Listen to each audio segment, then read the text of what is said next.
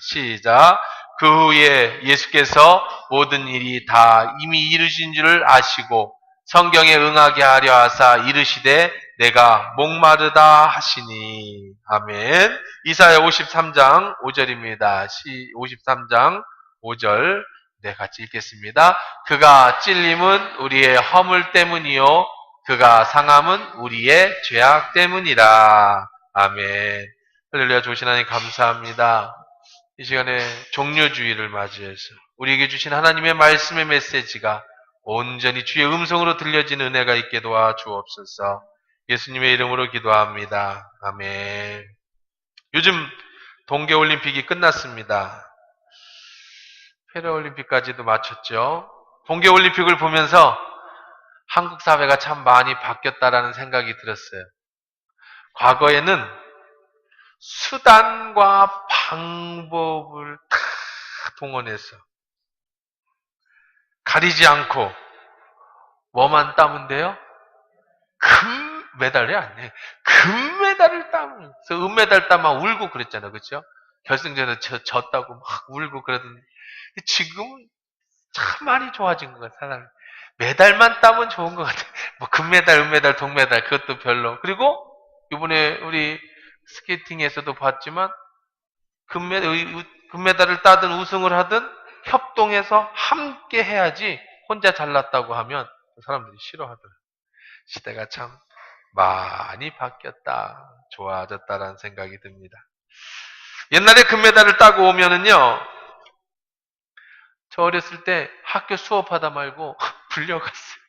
이제 금메달 까고 선수들이 이제 인천에 왔을 거 아니에요? 김포공항에 내리고 그 다음에 이제 거기서 환영이지 뭐 폐단식을 하고 그다음에 동네로 오잖아요. 동네로 오면 이제 동네에서 뭐 해요? 카퍼레이드를 해요. 카퍼레이드. 마지막은 큰 체육관에 모여가지고 이제 쇼를 하면서 환영해 주잖아요. 그러면 공부하다 말고 가끔씩 풀려나가요. 올림픽을 하든 아시안 게임을 해도 풀려나가고 심지어는 외국에서 무슨 인사가 온다고 그래도 그때 나갔어요. 뭐 아는 사람들은 알고 모르는 사람들은 모르실 건데 그럼 공부하다 말고 나가면 길가에 그냥 쭉 서요. 한없이 기다립니다. 뭐 올 때까지. 그 선수들을 올 때까지. 좀 기다리면 저 멀리서 와 소리가 나면 막 쳐다보면 이제 승용차 위에 뚜껑 따가지고 이제 손 흔들면서 카퍼레이드 하면 우리는 또 태극기 흔들면서 열렬하게 환영을 해줍니다. 요즘은 그렇게 했다가는 큰일 나. 인권 애들 공부 안 하고 그거 시켰다가는 난리가 나겠죠. 그거는 이해가 되는데 어떨 때는 외국에서 인사가 온다고 그걸 불려나갈 때도 있어요. 한참 기다리면요. 앞에 사이드카가 경찰차가 쫙 지나가고 뒤에 새까만 승용차가 국기 2개 꽂아갖고 싹 지나가는데 문도 안 열어요. 그건. 계속 누가 왔는지도 몰라. 이렇게 흔들다가 쑥 지나가면 끝났다 가자. 그럼 또 집에 가. 그럼 허무하죠. 뭐 얼굴도 모르고 누가 왔는지도 모르는데 그냥 학교에서 가라니까 가가지고 그냥 손 흔들다가 그때는 막 신호등도 차도 다 막잖아요. 참 그때는 그랬어요. 요즘 같으면 큰일 나겠는데 옛날에 뭐 외국에서 인사가 오면 뭐 진짜 다 신호등이 파란불이고 다 막아가지고 그 길로 지나가게 하고 그랬던 옛날에 일이 있었습니다. 오늘은 종려주일입니다. 종려주일이라는 것은 예수님이 왕으로 입성하는 그런 날이에요. 종려나무 가지를 흔들고 바닥에 깔았다 해서 종려주일인데 종려나무는 뭐냐면 월계수 왕이에요. 왕을 상징하는. 그래서 왕을 상징하는 나무. 그러니까 예수님이 무엇으로 입성하시는 거예요? 왕으로서 예루살렘에 입성하는 것을 기념하는 그런 주간이 종려주일. 내일부터는 이제 고난을 받으심을 기념하는 고난 주간이 시작됩니다. 사람들이 자기 옷을 벗어 나귀바라를 깔았습니다. 영상을 잠깐 한번 보여주세요. 그냥 소리 없이 설교해드리겠습니다. 계속해서 진행합니다. 옷을 벗어서 깐다라는 게 뭐냐요? 지금 뭐 옷이야 뭐 얼마든지 많잖아요. 그런데 그 당시에 옷은요 재산이었어요. 자기를 상징하는 겁니다. 그 옷을 벗어서 예수님이 타신 나귀 발 아래 깔았다라는 것은 내가 당신의 종이라고 하는 것을 상징하는. 그래서 예수님은 무엇으로 입성하셔요? 왕으로. 그래서 종려나무 가지를 깔고 또 자기가 입었던 옷을 벗어서 예수님 발 앞에 내려놓고 깔고 예수님이 이제 입성하시는 거예요. 이 광경만 보면 끝났어? 벌써 끝나? 그 새로운 거 맞아? 벌써 끝났어요. 어쨌든 예수님이 입성하신 것만 보면은 잠깐 다시 한번 돌려 서운하다 한 번 더 돌려. 자, 예수님 입성하신 거 보면 이 퍼레이드가 예수님이 왕으로 입성하시는 퍼레이드가 그저 제가 조금 전에 설명해 드렸던 것처럼 뭐 그냥 학교 수업하다 말고 그냥 가가지고 태극기 흔드는 정도의 퍼레이드가 아니에요. 사람들이 전부 저렇게 모여서 자기들의 옷을 저렇게 발에다 깔고 그 다음에 무릎을 꿇고 종려나무 가지를 걸면서 진심으로 누가 불러서가 아니라 누가 모아서가 아니라 마음을 다 해서 진심으로 예수님이 무엇이 되심을 축하하는 거예요. 왕으로 오심을 최고의 예우를 다해서 드렸던 거예요.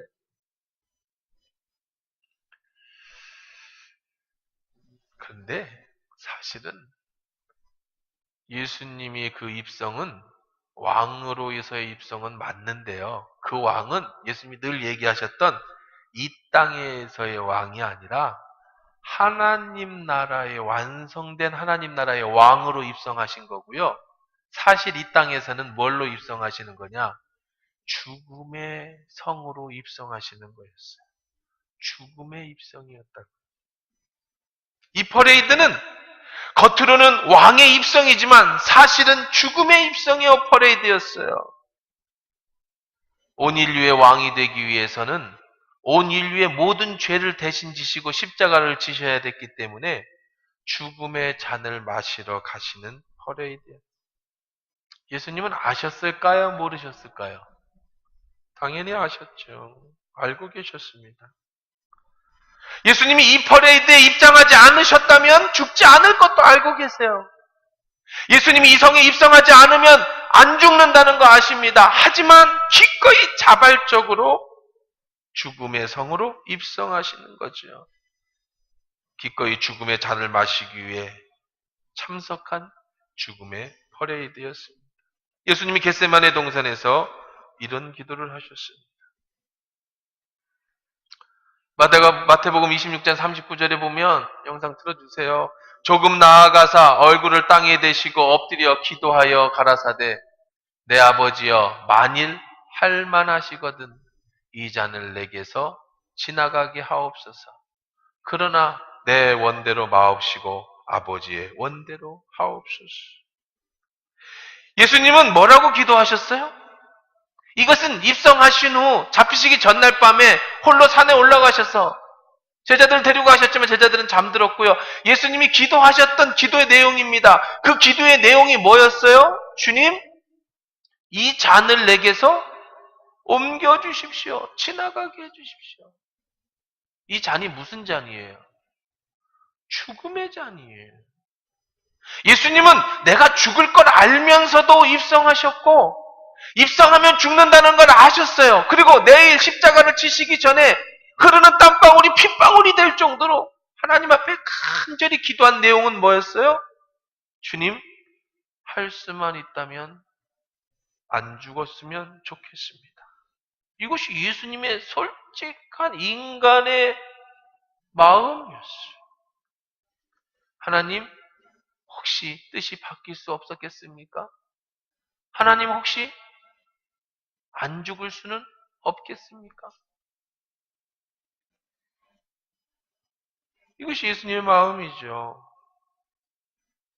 그러나 기꺼이 예수님은 알면서도 입성하시고 기꺼이 알면서도 십자가를 지십니다. 제가 대학교 때 축산학을 전공해서 실습으로다가 도살장에 몇 번 가본 적이 있어요. 가보면 참 신기하게도 뭐 멍청한 소도 있습니다만은 어떤 소들은요 자기가 도살장으로 간다는 걸 알아요. 눈물을 뚝뚝뚝뚝 흘리고요. 네 다리를 쭉 뻗어요.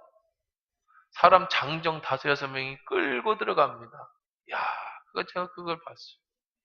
짐승도 자기가 죽는다라는 걸 알더라고요. 하물며 예수님이신, 하나님이신 예수님, 인간이신 예수님이 십자가에서 자기가 내일 죽을 거라는 것을 아시고 그 죽음 앞에서 하나님 앞에 기도하는 그 기도란, 그리고 이렇게 기도하는 주님, 할 수만 있으면 이 잔을 내게서 거둬가 주십시오. 이것이 바로 순종이라는 거야. 이것이 순종. 할 수만 있으면. 그러나 하나님은 예수님의 기도를 들어주시지 않았죠.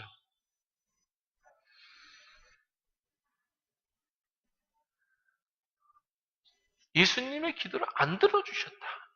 그런데도 기꺼이 그분은 예수님께 순종했다.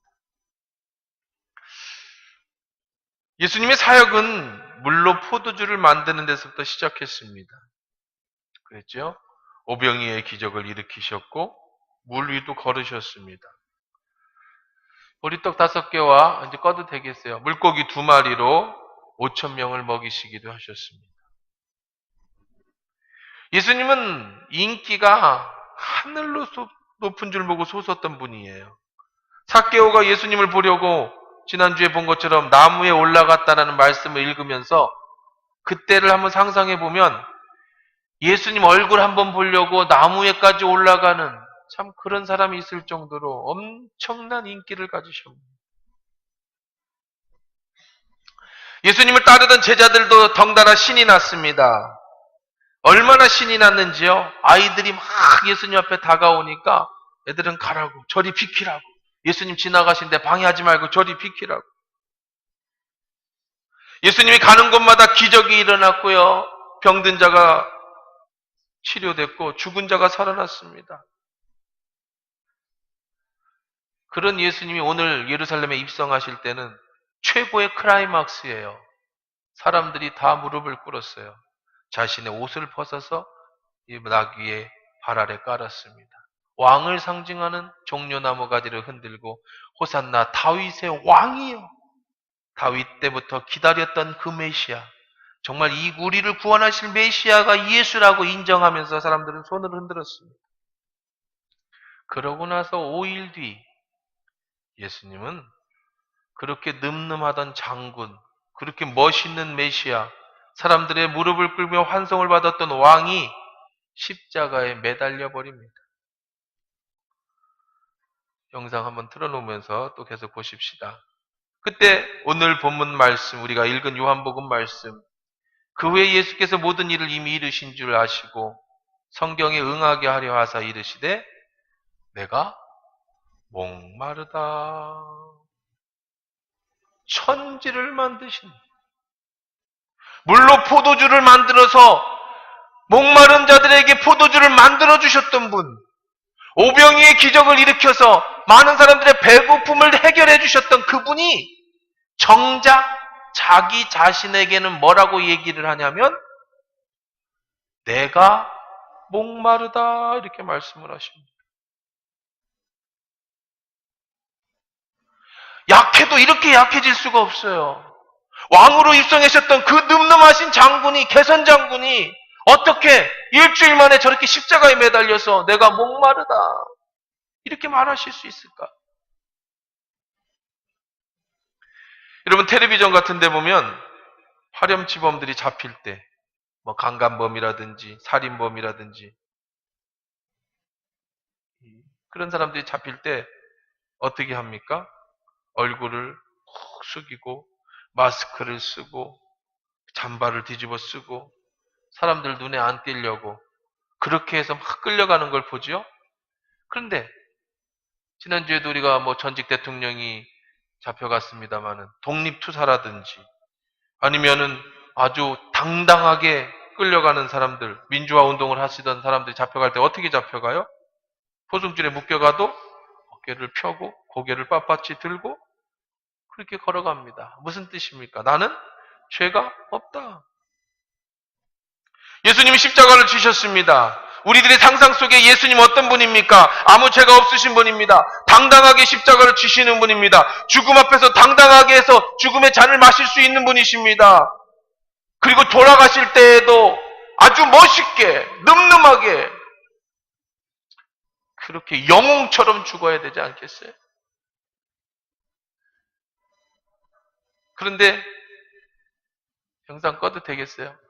그런데 예수님이 십자가에서 하신 말씀이 너무나도 연약한 사람의 모습처럼, 전혀 장군의 모습이나 아니면 메시아의 모습이나 아니면 우리가 생각하는 그런 멋있는 예수님의 죽음이 아니에요. 그는 죽음 앞에서 마지막으로 하신 말씀이 뭔지 아세요? 목말라 이러고 죽었어. 내가 목마르다 하고 돌아가셨다. 사랑하는 성도 여러분, 왜 예수님은 멋있게 안 돌아가시고 어쩌면 연약하고 나약한, 정말 어쩌면 그렇게 했어도 성경에 쓰지 말았어야 되는, 그렇게 감춰놨어야 될 것처럼 그렇게 연약한 모습으로 그렇게 하고 돌아가셨을까? 예수님의 목마름의 의미가 뭘까요? 예수님은 십자가를 지시기 전까지 채찍을 많이 맞으셨습니다. 로마 군인들이 가죽 채찍에다가 동물의 뼈라든지 아니면 조개 껍질을 묶어가지고 채찍을 휘두르면 살이 퍽퍽 파입니다. 그러면 우리 모세혈관이 터지면서 피가 나오죠. 피가 나오게 되면 삼투압작용에 의해서 자꾸 물을 요구하게 됩니다. 당연히 나가면 채우기 위해서, 채운다는 것은 목이 마르다라는 거예요. 물이 먹고 싶다는 거예요. 그러니 예수님은 그러셨겠죠. 채찍 앞에서 목말라 하셨을 겁니다.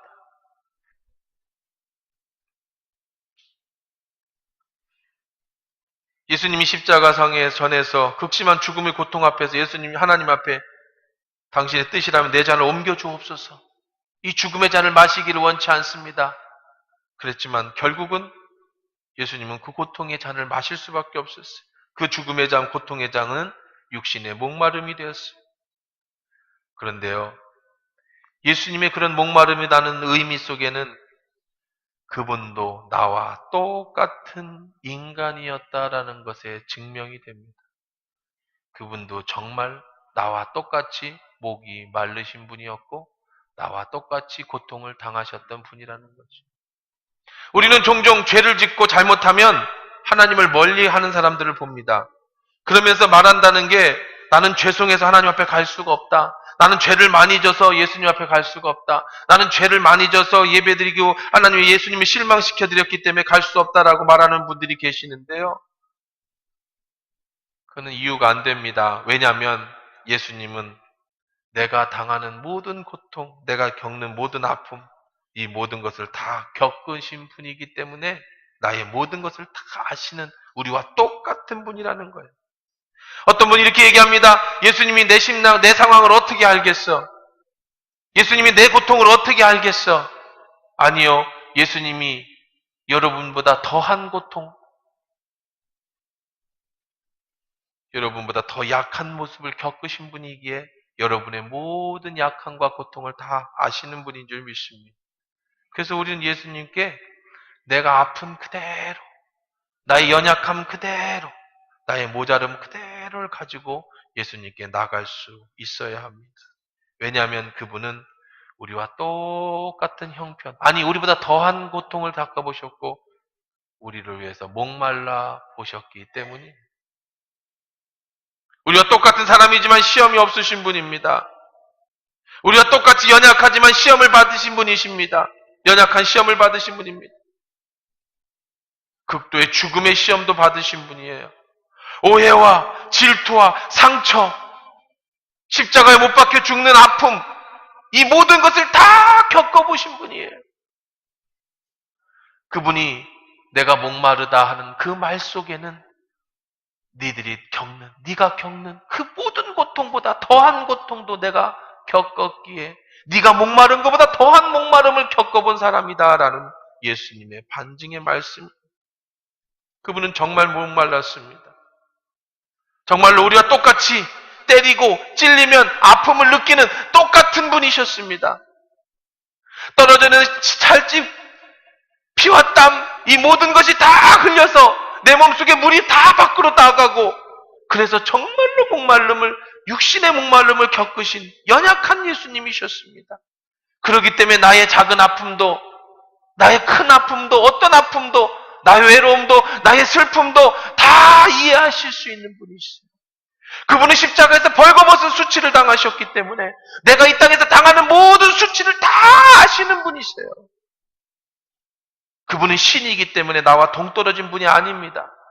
저와 똑같은 인간의 모습을 이끌고 이 땅에 오셔서 내가 당할 수 없는, 아마 차마 말로 할 수 없는 모든 고통과 고난을 다 겪으셨고, 내가 목마르다라는 이 말 속에 정말 우리가 당하는 모든 아픔을 대신 지시며 함께 고통을 당해주시는 그런 분이라는, 그래서 항상 우리 편에 계셔서 나를 이해해 주실 수 있는 분이라는 겁니다. 그러므로 히브리서 4장 16절에 그러므로 우리는 긍휼하심을 받고 때를 따라 돕는 은혜를 입기 위하여 은혜의 보좌 앞에 담대히 나아가라 그러세요. 담대히. 우리의 긍휼하심을 받고 때를 따라 돕는 은혜를 입기 위해서 여러분 예수님 앞에 담대히 나갈 수 있기를 주의 이름으로 축원합니다. 담대히 나가십시오. 있는 그대로를 다 가지고 담대히 나가십시오. 여러분의 죄된 모습 그대로를 가지고 담대히 나가십시오. 연약한 모습 그대로를 가지고 담대히 나가십시오. 외로운 모습 그대로를 가지고 나가세요. 어떤 것도 포장할 게 없어요. 왜냐하면 예수님은 그 모든 걸 다 겪어보신 분이기 때문에 언제든지 담대히 나가면 그분은 여러분을 안아주실 수 있는 분입니다. 여러분을 위로해 주실 수 있는 분입니다.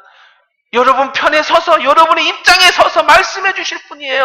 한 번도 예수님은 여러분 앞에 나가는 그 누구도 배척하신 일이 없어요. 여러분이 어떤 죄를 지었든 어떤 고통을 당했든 어떤 아픔을 겪었든 아무 상관이 없어요. 모든 문제든 무조건 그분 앞에 나가십시오. 담대히 나가십시오. 그분은 나를 위해서 직접 목말라 보셨던 분이기 때문에 그래요. 충분히 이해하시는 분입니다. 두 번째 목마르다라는 의미는 뭘까요? 그분은 자신이 직접 목말라 함으로 우리가 겪을 수 없는 그 목마름을 대신 겪으심으로 나의 목마름을 해결해 주신 분인 줄 믿습니다. 그냥 동질감 갖고 나도 그저께 목말랐어라고 이해하는 정도가 아니라 그분의 목마름은 나의 목마름을 해결해 주시는 목마름인 줄 믿습니다. 그분이 왜 목말라 했는지 아십니까? 여러분 질문을 합니다. 전능하신 하나님이면서 왜 자기 아들을 이 땅에 보내 고난을 받게 합니까? 왜 죽음의 자를 옮기지 않게 하셨습니까? 왜 전능하신 하나님이 죄의 문제를 해결해 주면서 자기 아들을 죽일 수밖에 없었습니까? 왜 다른 방법으로는 예수님의 죽음이 없이는 그 문제를, 죄의 문제를 해결할 수 없었겠습니까? 전능하신 하나님이신데요. 어쩌면 예수님은 십자가의 지시기 마지막 전날까지도 하나님 앞에 그렇게 말했을지 몰라요. 똑같은 질문했을지 몰라요. 하나님, 이 방법밖에 없습니까? 인류를 구원할 방법이 내가 죽는 것밖에 없습니까? 내가 고통당하는 것밖에 없습니까?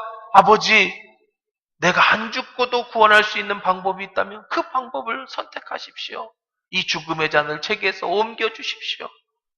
사람들도 그렇게 물었을 겁니다. 왜 꼭 아들을 죽여야 합니까? 왜 예수를 죽여야 합니까? 하나님에게는 두 가지 성품이 있습니다. 첫째는 공의입니다. 공의라는 것은 하나님이 거짓말하실 수 없는 성품, 한 번 하나님이 하신 말씀은 반드시 지켜야 된다는 것이 공의지요.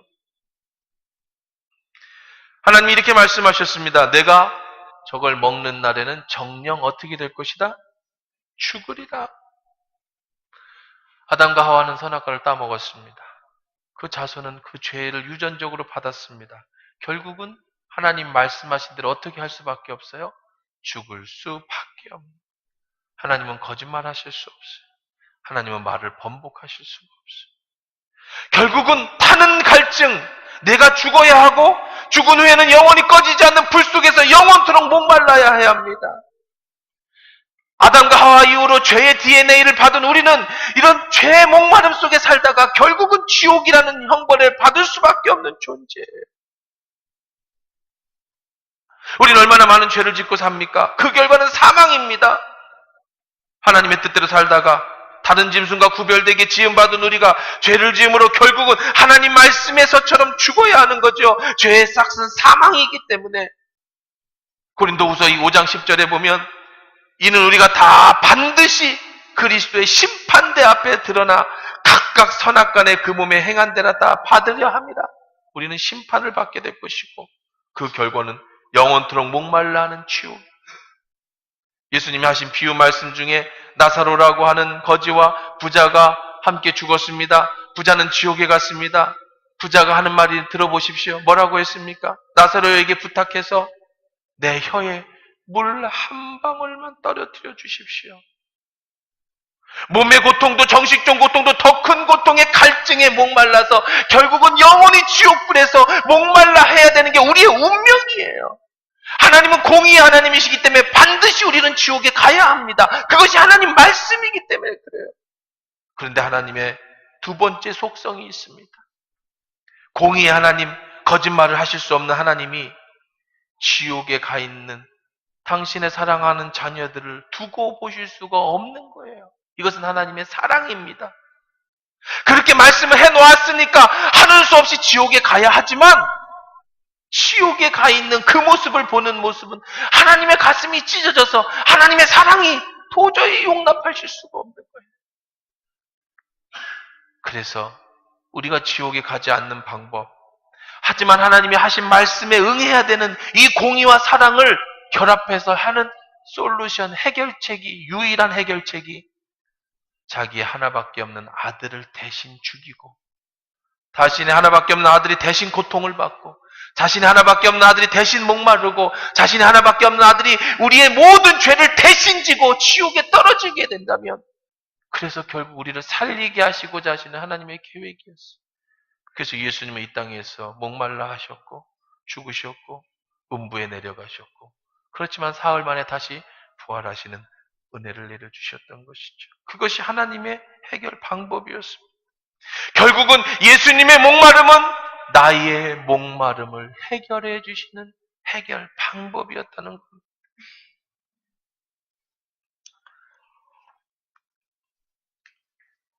목이 말라 물을 길르러 온 사마리아 여인에게 이렇게 말씀하셨어요. 요한복음 4장 13절에 예수께서 대답하여 가라사대 이 물을 먹는 자마다 다시 목마르거니와 내가 주는 물을 먹는 자는 영원히 목마르지 아니하리니 나의 주는 물은 그 속에서 영생하도록 솟아나는 샘물이 되리라. 우리에게 영원토록 솟아나는 샘물을 주시기 위해 자신이 친히 나와 여러분의 목마름을 대신 지신 예수님의 목마름이었다라는 거죠. 오병이의 이적을 보시고 이 이적에 대해서 설명하시면서 이렇게 말씀하십니다. 내가 곧 생명의 떡이니 내게 오는 자는 결코 줄이지 아니할 터이요 나를 믿는 자는 영원히 목마르지 아니하리라. 예수님이 우리의 영원한 목마름을 해결해 주기 위해서 자신이 친히 목말라 주셨다는 거죠. 오늘 여러분과 저희 앞에서 예수님은 내가 목마르다 하십니다. 우리는 우리의 목마름을 스스로 해결해 주신 그 예수님께 시원한 생수라도 한 병 드릴 수 있어야 되죠. 나와 여러분의 죄 때문에 우리의 당할 그 목마름을 대신 당하신 예수님께 요즘 어린 애들이 말하는 사이다와 같이 시원한 그런 예수님의 목마름을 조금이라도 해결해 드릴 수 있어야 돼요. 어떻게 하면 예수님의 목마름을 날 대신해서 목마름을 치신 예수님의 목마름을 해결해 줄까요? 하나입니다. 방법은 그냥 은혜로 받고 감사하라는 겁니다. 우리가 어떻게 예수님의 목마름을 해결하겠습니까? 우리가 어떻게 예수님의 그 크신 은혜를 갚겠습니까? 그저 은혜로 받으십시오. 그리고 감사하십시오. 그것이 우리가 예수님의 은혜에 보답하는 길일 뿐입니다. 생각해 보십시오. 누가 여러분을 물에 빠져 죽을 뻔한 나를 살리고 자기가 죽었다고 생각해 보십시다. 어떻게 하면 그 은혜를 갚겠습니까? 그 사람을 다시 살려내겠습니까? 아니죠. 평생 그 사람에게 감사하면서 그 숭고한 희생전신을 본받고 그 사람의 죽음이 절대로 가치 없는 죽음이 되지 않도록 내가 그 사람보다 더 열심히 살고 그리고 그 은혜를 널리 알리는 것, 그것이 그저 은혜를 은혜로 받고 감사를 감사로 받는 길일 뿐이에요. 여러분의 목마름이 가치 없는 목마름이 되지 않게 하기 위해 그분을 더 찾아가고 예수님을 더 인정하고 예수님께 더 감사하고 예수님을 더 기쁘게 하는 삶을 사실 수 있는 저 여러분 되시기를 주의 이름으로 축원합니다. 이번 한 주간은 예수님의 고난을 동참하는 고난 주간입니다. 저희에게는 사순절을 특별한 기간으로 드려지지는 않습니다. 다만 고난 주간 한 주간만큼은 여러분이 그 은혜를 깊이 묵상하고 감사하는 그런 한 주간이 됐으면 좋겠어요.